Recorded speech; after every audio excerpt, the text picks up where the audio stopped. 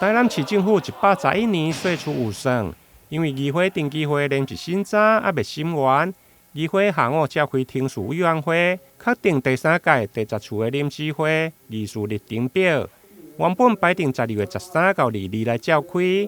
民进党籍的议员李宗翰因为担心岁出有算还是审未完，建议会用加开到12月底。不过国民党甲无党籍的委员则是有无同的意见。大家都非常认真跟拍拼，所以我们也是担心说会不会到时候到22号还是没有办法审议完成。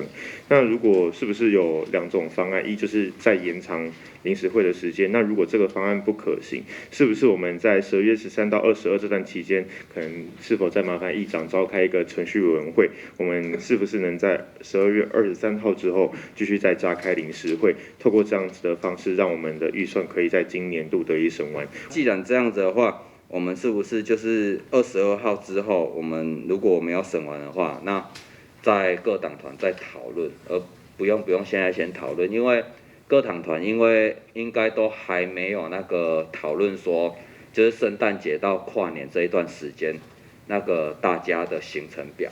那希望就是可以的话，那就是各党团回去跟那个所有的人讨论之后，我们再讨论这个开会的时间。开始审的时候，看尾啊1几日，大家有共识无啊？10月22也袂使，咱大会到个讨论到要演啦吼，照议长的排议程，大家真正讲话有心，要来审议程，作早来开，安尼有共识，大家用心要来开，安尼搁来演无要紧啊。到时阵讲，拢11点到要来开，安尼为什么要演呢？因为让我们就确定的就是12月14号连续审查的电费案，如果审查完就继续审。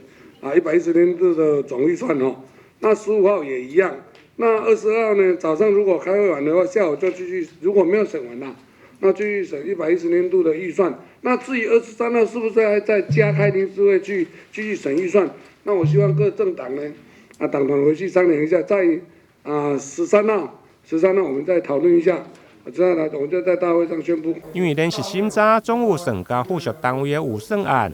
议程必须要半数的议员出席，最后听事委员会共识，就是看连续审查的进度。如果真正审未完，才搁来加开。不过连审的期间，各政党也是要动员来开会。